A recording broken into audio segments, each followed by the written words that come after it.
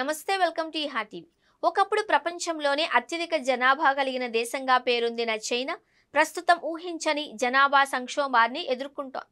జనాభా విస్ఫోటకాన్ని నియంత్రించేందుకు దశాబ్దాల క్రితం అమలు చేసిన వన్ చైల్డ్ పాలసీ ఇప్పుడు చైనాకు పెద్ద తలనొప్పిగా మారింది. ఈ విధానం వల్ల వృద్ధుల సంఖ్య పెరిగిపోవడం, యువత తగ్గిపోవడం, పనిచేసే వయసున్న ప్రజల సంఖ్య గణనీయంగా పడిపోవడంతో దేశ ఆర్థిక వ్యవస్థకు పెను ప్రమాదం పొంచి ఉంది అని నిపుణులు హెచ్చరిస్తున్నారు. చైనాలో గత కొన్నేళ్లుగా పెళ్లి చేసుకునే యువత సంఖ్య గణనీయంగా తగ్గింది. ఉద్యోగాల కొరత, పెళ్లి వ్యవస్థ పట్ల నిరాసక్తత, ఆధునిక జీవన శైలిలో వచ్చిన మార్పులు వంటివి యువతను వివాహానికి దూరం చేస్తున్నాయి. దీని ఫలితంగా జననాల రేటు ఆందోళనకరంగా పడిపోయింది.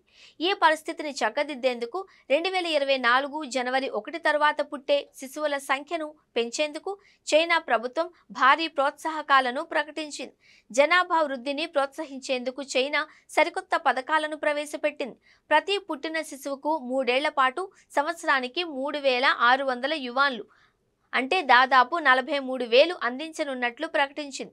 మంగోలియా ప్రాంతంలో అయితే రెండవ బిడ్డకు 6 లక్షల వరకు, మూడవ బిడ్డకు ఏకంగా 12 లక్షల వరకు ప్రోత్సాహకాలను అందిస్తున్నారు. అంతేకాకుండా కొన్ని ప్రాంతీయ ప్రభుత్వాలు గృహ నిర్మాణ సబ్సిడీలను కూడా అందజేస్తున్నాయి.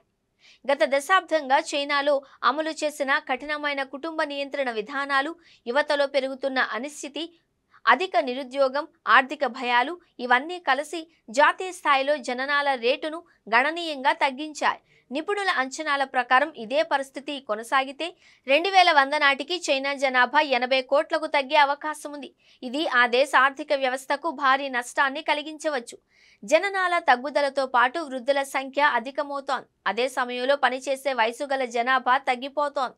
ఇది దేశంలోని వ్యవసాయ ఉత్పత్తి, తయారీ పరిశ్రమలు, సేవా రంగాలపై తీవ్ర ప్రతికూల ప్రభావాన్ని చూపుతోంది. శ్రామిక శక్తి కొరత వల్ల ఆర్థిక వృద్ధి మందగించే ప్రమాదం ఉంది. ప్రభుత్వం ఆశలు పెట్టుకున్న ఈ నగదు ప్రోత్సాహకాలు, గృహ సబ్సిడీలు యువతను పెళ్లి చేసుకుని పిల్లలు కనడానికి ఎంతవరకు ప్రోత్సహిస్తాయో కాలమే నిర్ణయించాలి.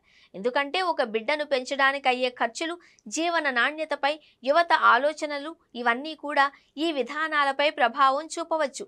కేవలం నగదు ప్రోత్సాహకాలతో పాటు ఉద్యోగ భద్రత, మెరుగైన సామాజిక సేవలు, కుటుంబ వ్యవస్థ పట్ల నమ్మకం పెరిగినప్పుడే జనాభా వృద్ధికి సమగ్ర మార్గం ఏర్పడుతుంది అని నిపుణులు అభిప్రాయపడుతున్నారు.